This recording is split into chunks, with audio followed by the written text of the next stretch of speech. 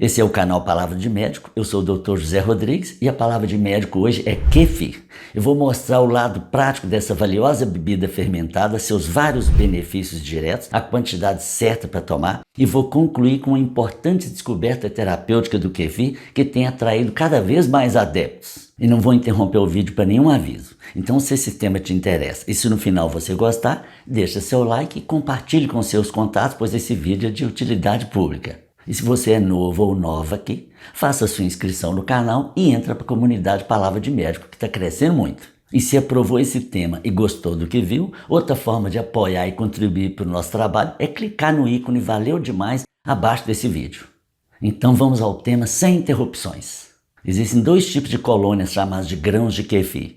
O original do leite animal, cujos micro-organismos se alimentam da lactose ou açúcar do leite, e um outro tipo adaptado à água, cujas colônias se nutrem da sacarose, o açúcar comum, e até da frutose dos leites vegetais. O kefir, que deriva do turco keyf, que significa bem-estar, originalmente é um leite fermentado a partir dos chamados grãos de kefir, que tem muitos nomes pelo mundo afora.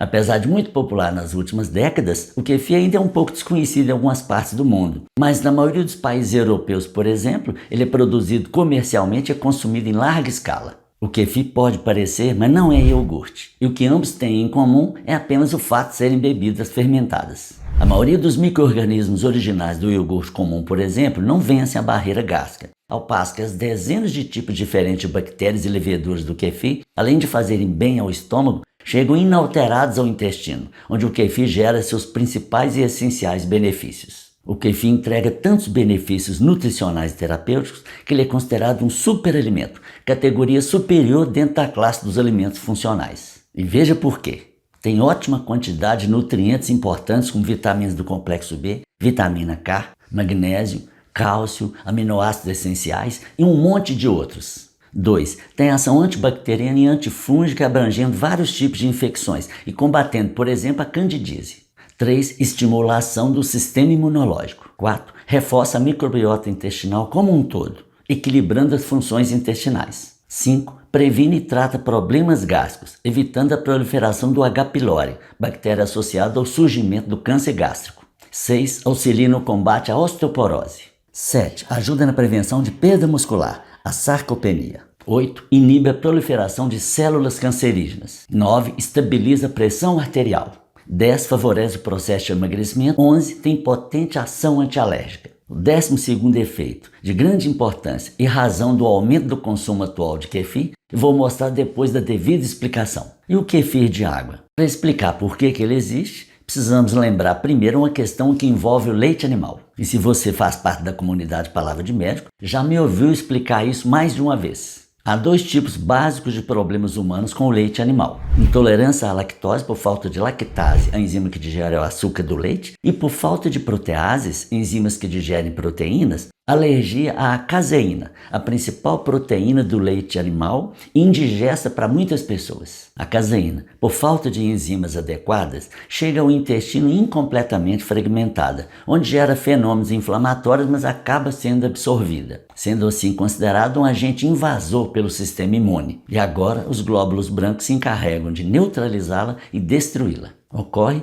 que os glóbulos brancos guardam na memória as características da caseína, que tem semelhança com várias estruturas internas do nosso corpo. É esse um dos principais mecanismos de surgimento das ites de repetição, como rinites e sinusites, porque nesse caso o sistema imune passa a atacar a mucosa nasal, porque vê ali semelhança com a molécula daquela caseína combatida antes. Portanto, é de se pensar que a maioria das pessoas deveria ter problemas com o kefir de leite animal. Mas, curiosamente, pelas razões que eu vou mostrar, apenas uma pequena minoria de pessoas tem dificuldade com o kefir original.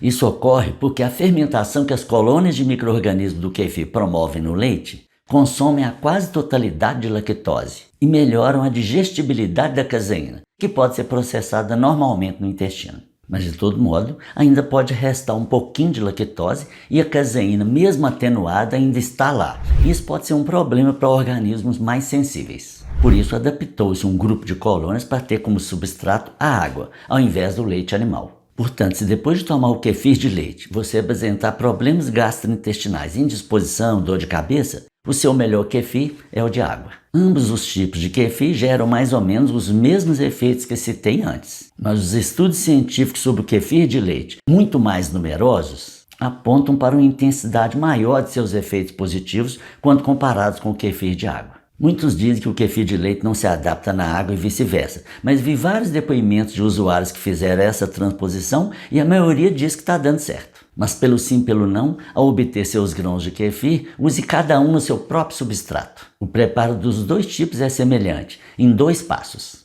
Passo 1. Utilizando um recipiente de vidro transparente, colocar 2 colheres dos grãos de kefir para meio litro de leite ou de água, sendo que no leite não há necessidade de acrescentar mais nada. E na água, precisa colocar 1 colher de sopa de açúcar de qualquer tipo, mas o mais indicado é o mascavo. Se você quiser aumentar ou diminuir a quantidade de líquido, faça o mesmo com os demais componentes na mesma proporção. Sabe-se que o kefir de água também se adapta aos leites vegetais, como o de soja ou de coco, por exemplo. Tese defendida por bons profissionais de saúde, mas não encontrei estudo científico suficiente para falar sobre isso. Concluindo a questão do preparo, o passo 2 é cobrir o recipiente com algum tecido fino e poroso, para não abafar totalmente o preparado, e deixar de 24 a 72 horas fermentando em temperatura ambiente, em local seguro, limpo, sem umidade e com pouca luminosidade de preferência. No caso do leite animal, quanto maior o tempo de fermentação, mais consumida será a lactose e mais atenuada será a caseína. Mas em qualquer dos 2 substratos, quanto maior o tempo de fermentação, maior a acidez. Mas tempos superiores a 72 horas podem afetar os produtos da fermentação, comprometendo os resultados. Fim do período de fermentação, agora é só coar a mistura, que no caso do leite fica um pouco cremosa e no caso da água um pouco turva. E ao coar, não amasse nem aperte os grãos. Faça movimentos suaves para permitir a passagem do líquido pela peneira, deixando apenas os grãos, que serão misturados a novo substrato, recomeçando o processo. Se após a fermentação houver cor ou cheiro estranhos na mistura, despreze seu kefir, pois ele foi contaminado. Ou se os grãos, além de não proliferarem, permanecerem miudinhos, sua colônia está comprometida, providencie outra. E os utensílios utilizados no preparo do kefir devem ser de plástico ou silicone, não metálicos nem de madeira. E a tradição milenar do kefir é a doação de grãos. Ao longo das várias fermentações, a colônia aumenta muito e o excesso deve ser oferecido a quem se interesse. Se você pesquisar na net e nas redes sociais, você encontra pessoas oferecendo os grãos, mas há também quem comercialize as colônias. E a quantidade aconselhável diária de kefir também tem regras, pois grandes quantidades mais atrapalham do que ajudam. E a razão é a mesma pela qual o frasco de Yakult é pequeno. Se você tomar 1 litro de Yakult, o excesso de lactobacilos vai desequilibrar sua flora intestinal. E o mesmo ocorre com o kefir, tem que ser na dose certa. E se você já tem costume com bebidas fermentadas, sua dose máxima diária de kefir é 200 ml, 1 copo americano. Tomado no horário que eu vou mostrar daqui a pouco, quando eu falar do 12º benefício do kefir. Mas se você não tem hábito com esse tipo de bebida, comece com 100 ml por dia, meio copo, durante uma semana. Depois passe para 150 ml mais uma semana. Aí sim você vai chegar nos 200 ml diários aconselháveis de kefir.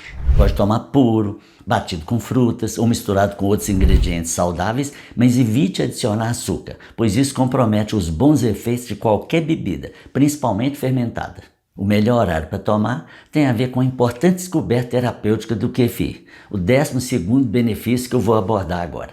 O kefir exerce efeito equilibrador sobre o humor e o sono, já que participa da produção intestinal de quase toda a serotonina que o corpo precisa, harmonizando também a produção do hormônio do sono, a melatonina. Existem consistentes depoimentos médicos falando da melhora do sono e dos problemas emocionais com o uso regular de kefir, sendo que muitos pacientes em tratamento de insônia ou depressão puderam até diminuir ou interromper o uso dos medicamentos controlados. Mas claro que se você usa medicamentos controlados e perceber essa melhora esperada do kefir, não altere seus medicamentos por sua conta, converse com seu médico primeiro. E portanto, qual o melhor horário para tomar o kefir?